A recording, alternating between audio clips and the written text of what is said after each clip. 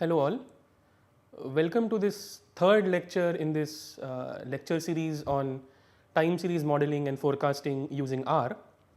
Just to give you a brief overview of what we covered in the last two lectures so that it will be a nice flow to the course. So as all of you know, we talked about how exactly a time series data is different from any other statistical data that you might have seen earlier. We talked about several time series examples coming from different areas, be it finance or ecology or climatology, etc. We also talked about the correct notation to follow when it comes to describing any time series observation. And if you remember, we talked about something like y, and then in the subscript we wrote down t. So that t stands for the time point. And towards the end of second lecture, we also talked about choosing a particular time scale is really important, and all of that kind of depends on the goal of the experiment. So if you want to pick, let's say, daily data, or if you want to analyze weekly data or monthly data or annual data, that sort of depends on what the goal of the entire experiment is. So now we're into lecture 3, and initially we'll talk very briefly about few important functions that go inside any time series analysis, and I'm very sure that many of these functions would be kind of similar to any other statistical course that you must have seen. For example, you see a function which is called as a mean function, but the only difference here, or I should say a subtle difference here, is that as you see we have mu t. So this t stands for the time point again. Alright, so rather than writing down simply mu, which is a very well known parameter to describe the mean, we kind of involve the subscript describing the time point also. And nothing changes majorly. So what exactly is mu t? So mu t is nothing but the expectation. So this E stands for the expected value, which is the usual notation to denote the mean or the average of any random variable. So expected value of this time series yt. So just to describe this briefly, the notation to denote a time series throughout this course will be yt. So the first thing to note here is that from now on we will say that the time series would be denoted by yt, where t is the underlying time frame. Thus we can talk about all these functions later on. For example, the first one, just to again summarize, is the mean function, which is nothing but the average of the entire process, which is yt. And as written down here, so this mu t kind of gives you the expected value of the process at time t. So I think this point is again important, that at a particular time point t, what exactly is the expected value of the entire process. So the first one is the mean function.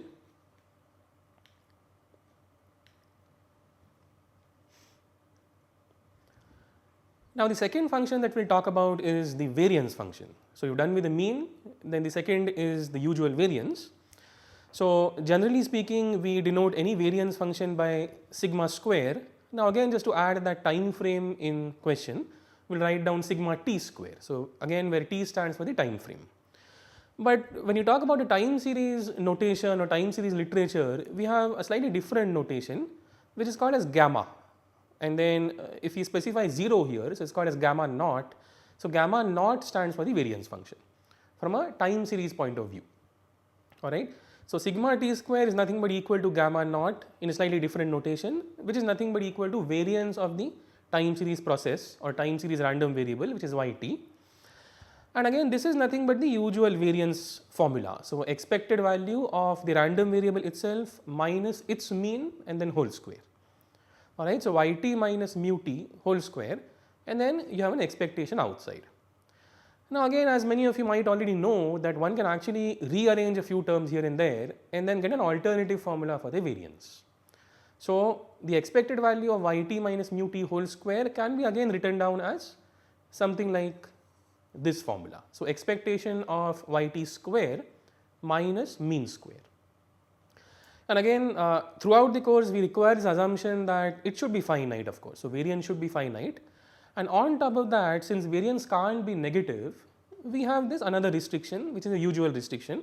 So gamma naught or gamma 0 has to be non-negative.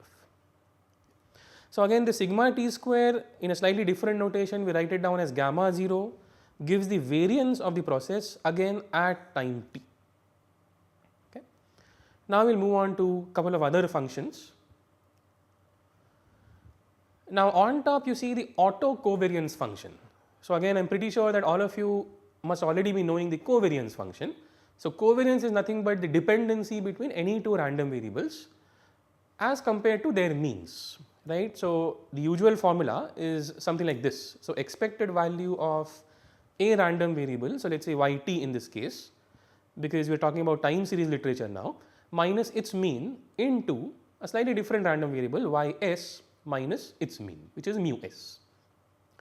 The only difference to note here is that the notation firstly. So notation is slightly different, which is gamma t comma s.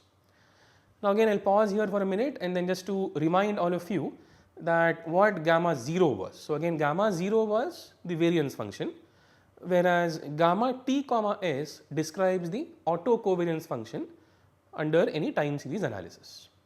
So gamma t comma s is nothing but covariance between yt and ys, which is again given by that formula.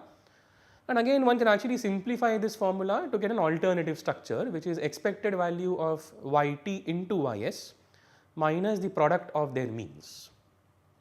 So gamma t comma s is what? So gamma t comma s gives the covariance between two time points. So let's say time t and time s for a particular time series, which is yt. Okay. Now again one last important point to note here is that you might be wondering that why it is called as auto covariance and then not just covariance function.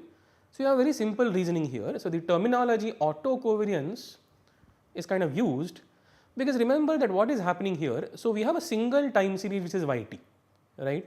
So you have a single time series which is yt given at different time points. So t could be 1, t could be 2, t could be 3, etc. Alright. So what exactly do you mean by yt and ys? So yt and ys are nothing but two different iterations of the same time series. So by iterations I mean yt and ys are nothing but a single time series at two different time points, which are t and s. Alright. And essentially what you are doing is you are finding out the covariance between these two entities which come from a same series at different time points. So it's more like you are finding out the covariance of a single series at two different time points. So hence we write down auto covariance. So auto means covariance of the same time series but at different time points. So unlike what we used to do in any other statistical courses. So any other statistical courses what we do is we kind of assume that you have two entirely different random variables. So let's say x and y, and then we talk about their covariance. So covariance between x and y, right. But here the things are slightly different because yt and ys, even though they are two different random variables, they are coming from the same time series. So all the properties or all the necessities that the random variable y has or the structure that y has is kind of preserved by both these entities yt and ys, unlike here, right. So hence the terminology is auto covariance and similarly auto correlation. So auto covariance or auto correlation. So the last function which is again important is the auto correlation function. Notation wise we use rho, the standard notation for any correlation function. Now again the only difference is since we want to specify two different time points, we write down rho and then t comma s. So rho t comma s is nothing but correlation between yt and ys, and this is again I guess a standard formula. So correlation is nothing but covariance at the top divided by the product of the corresponding standard deviations. Okay. So generally speaking the formula for correlation is, just to summarize quickly, is nothing but covariance between x and y divided by sigma x into sigma y. So this is a standard formula or standard definition of correlation between any two random variables x and y. Now again the only difference here is that since we are talking about the same time series but at different time points, we are going to call that as auto correlation.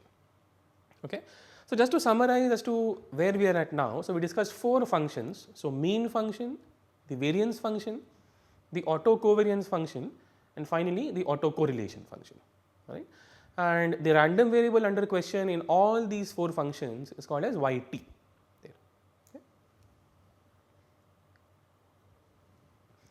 Okay. So I think now we slowly transition into a very important and very fundamental concept in time series analysis called as stationarity. So we'll define what exactly you mean by stationarity in a while.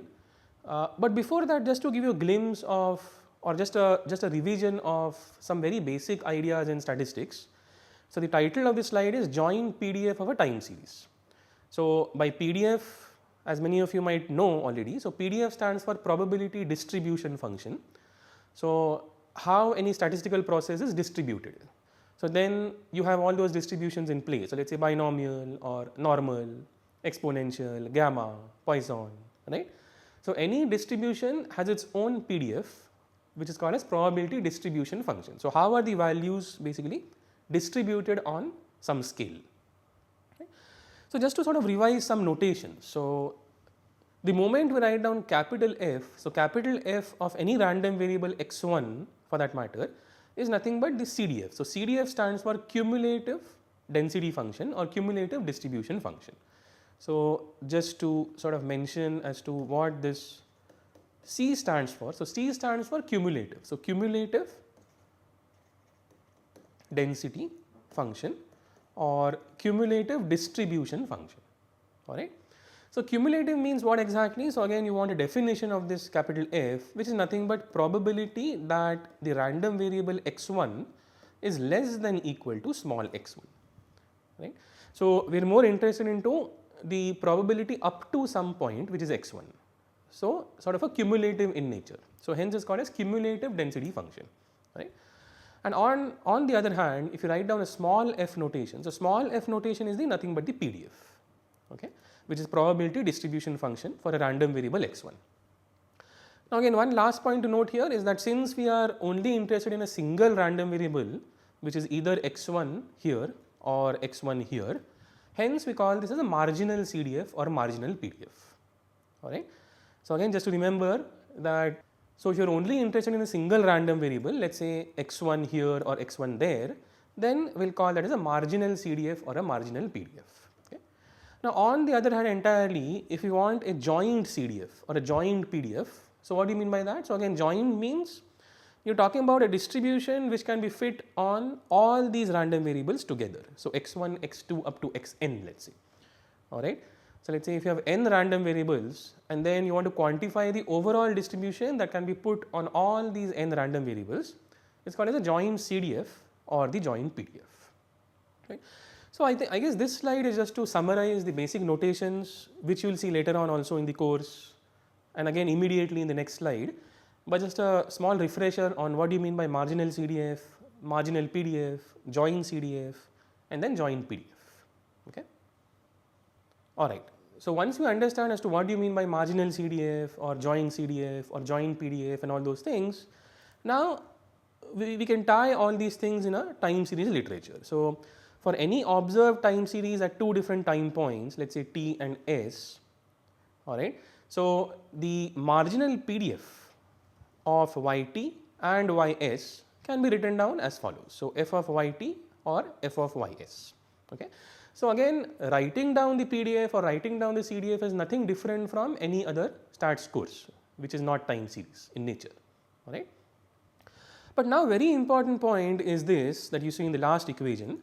If you write down the joint PDF of a particular time series yt at two different time points t and s, which is nothing but given by this notation by the way, so small f yt comma ys, that can't be written down as a product of the marginals. So these are the marginals at those two time points t and s, but the pressing question is that why do you see a not equal to sign here?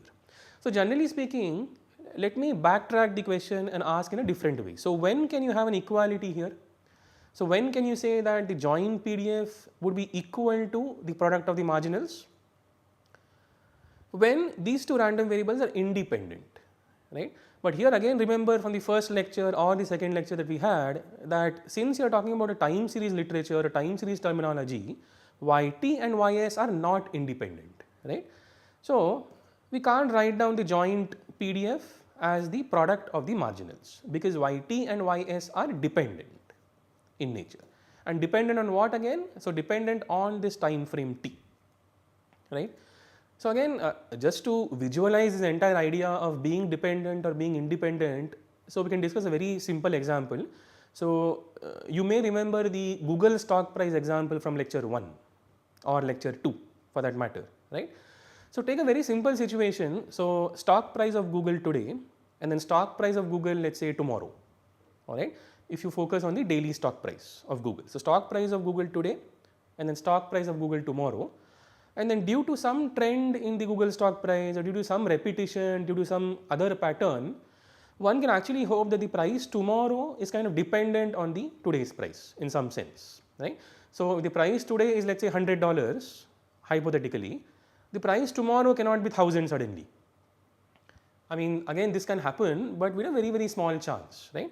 So if it's 100 today, then you should expect that it might be, let's say, 102 or 105 or 98 or 95, isn't it? So the Google stock price tomorrow is kind of dependent on its current price, right? So when we talk about any such thing as to modeling the joint PDF under a time series scenario, we cannot put down an equality sign here because these two are not independent, okay? Alright, so now I think we are entering the whole idea of stationarity and why is it important and so on and so forth. So problems in handling the joint PDF when it comes to a time series terminology. Okay. So what exactly happens, so probably we'll read this first and then I'll try to explain briefly. So since we have a single observation for each random variable yt at any given time point, inference is too complicated if the distributions or the moments. So moments means what? So moments means the first moment is a mean, then a slight variation of the second moment is a variance, etc. Right? So these are called as the moments. Okay.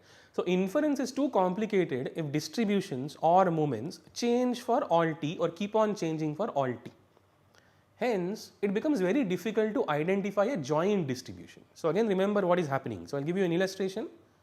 So let's say we try to plot the time series, okay, and then let's say on the x-axis we have t as always. So let's say 1, 2, 3, 4, 5, and so on, okay. And let's say the behavior of the time series is something like this. So it goes up, then probably comes down, then stays here, then again probably goes up, then comes down, etc. All right. So this is again a hypothetical example. So let's say you have the time frame on the x-axis. This is the behavior of the particular time series, which is yt. Okay. Now if you take this point, so what exactly would be this point? So this point is nothing but y1, right? And then let's say if you talk about this point, so this point is y2 and so on, okay. Now again, just to reiterate what's written down here is that if you observe, as you keep on moving down the timeline, you only have one observation of the corresponding random variable yt at any given time point, isn't it? So at time point 1, you have one sample observation, which is y1. At time point 2, you have again a single observation, which is y2, right? At time point 4, you again have a single random variable observation, which is y4, and so on. If the process is changing rapidly at any given time point, so putting a single distribution on all the time points is difficult, isn't it? Right? So hence we require some simplification. Okay? So hence we require some simplification. Again, just to repeat one last time, is that since any time series process keeps on changing at any given time point 1, 2, 3, 4, 5, 6 and so on, so putting an overall distribution on this entire structure is kind of difficult. Okay? So hence we cannot handle the joint distribution very easily. Okay? So hence we cannot handle the joint distribution very easily. So we require some simplification, which is called as stationarity. So we assume that, or we kind of hope that a time series process should be stationary in nature. Now again, we'll kind of elaborate this entire idea of stationarity in a bit more detail, obviously, but this is the idea as to why we require stationarity. All right. Okay. So just to summarize stationarity in, let's say, a few bullet points. So what exactly is stationarity? So stationarity is nothing but the most common assumption in any time series analysis. Okay. Now we assume that the probability laws governing the entire time series process do not change with time. Okay. Unlike what we saw in the previous example. So again, if you go back for a second, so in this example, we clearly see that the probability laws or the distribution or the process is kind of changing rapidly at any given time point. alright. So we can actually say that such a process is not stationary, isn't it? So such a process is not stationary, okay. So when can we say that a process is stationary? So the probability laws governing the process do not change with time, or the process is in statistical equilibrium. So statistical equilibrium means that it should be kind of smooth in one particular horizontal direction. So you should not have any rapid movements or any rapid fluctuations in the time series, okay. So I think this is a brief idea about what do you mean by a stationary process, what do you mean by stationarity. So if stationarity is present, we will say that the time series or the underlying stochastic process is stationary.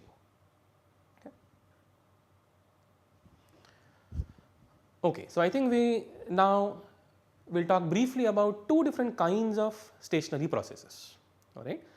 Now the first kind of stationary process is called a strict or strong stationarity. So you have two alternative terms here, so either strict stationary or strong stationary, okay. Now again what we will do here is that you consider a finite set of random variables, so let us say yt1, yt2 up to ytn. Now of course t1, t2 up to tn are different time points here, okay. So you have a stochastic process y, and then let us say that this is the sample from that time series, or this is a sample, this is an observed sample from the stochastic process y. Now I guess we discussed this earlier also, this is again a usual notation for the joint distribution function or the joint CDF, because we have a capital F here, this denotes the joint CDF. So again definition wise we should have that probability of each random variable, which is yt1 or yt2 or yt3 up to ytn, should be less than or equal to their corresponding values. So y1, y2 or yn, right. So I guess this is a standard definition of the joint CDF, okay. So let us say again, just to summarize, you have a stochastic process y, this would be an observed sample from that stochastic process, and down here this is nothing but the definition of the CDF or the joint CDF, okay. Now we will kind of see that what exactly happens to the joint CDF, okay. Okay. So now you actually have two different kinds of stationarity or two different kinds of stationary processes. Now the first one is called as first order stationary, okay. So the first process is called as first order stationary. Now we will kind of describe as to what do you mean by this, okay. So we will again go back here. So first order stationary and second order stationary are kind of different stationarity processes.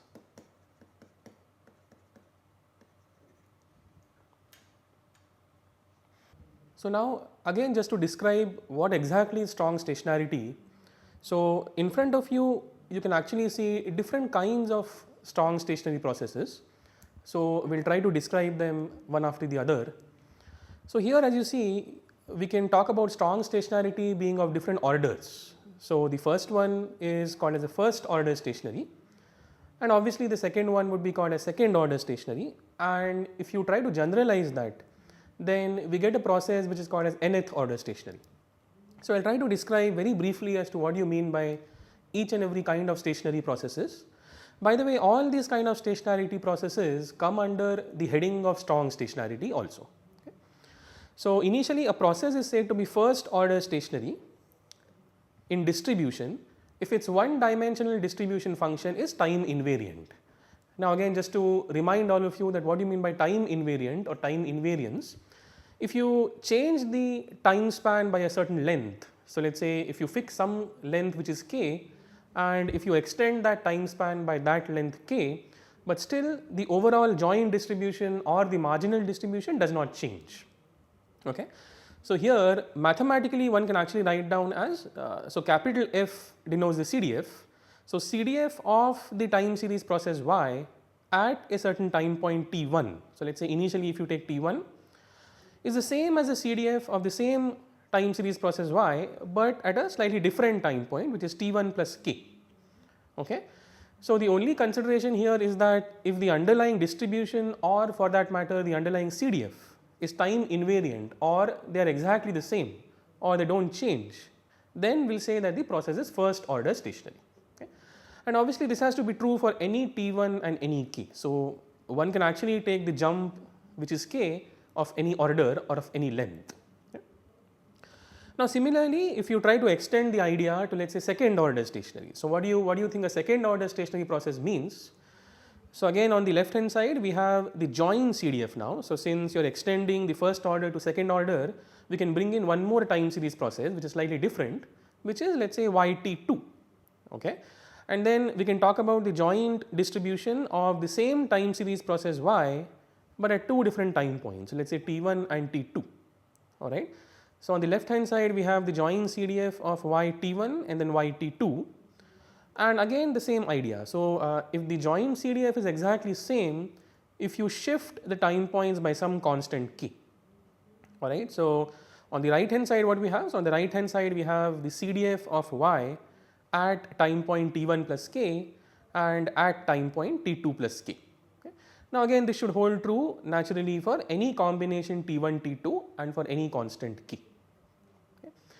So in a way one can actually extend this to some other order. So let's say third order stationary or fourth order stationary. So again, due to time considerations, what we can do now is we can generalize this entire thing and we can take it a step forward to describe what you call as the nth order stationarity or nth order stationary process. Okay. So again, nothing changes here. So the only difference is if you are taking more than one or more than two random variables at a time and talking about its joint distribution. All right.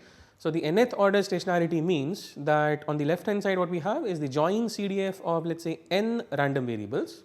So YT1, YT2, YT3 up to YTn, and if that join CDF happens to be exactly equal to the join CDF of, let's say, YT1 plus k, YT2 plus k, YT3 plus k dot up to YTn plus k. Okay. So probably it would be kind of easy to understand that either first order stationary or second order stationary or for that matter nth order stationary holds true if you are basically shifting the time points by some constant k. All right. Now again naturally this should hold true for any such combinations of T1, T2 up to Tn and any constant k. All right. So probably in the next lecture what we will do is we will discuss the other kind of stationary process which is called as weak stationary.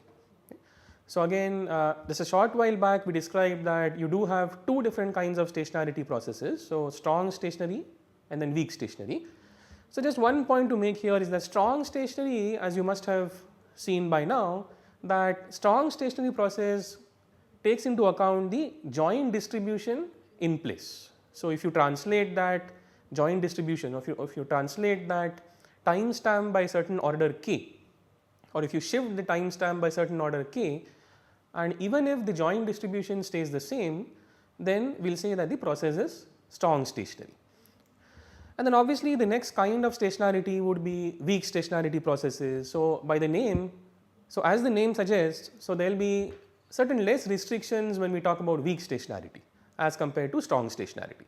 For example, let's say possibly a weak stationary process need not make any assumption about the distribution or any assumption about the underlying joint distribution or joint CDF for that matter, and so on. All right.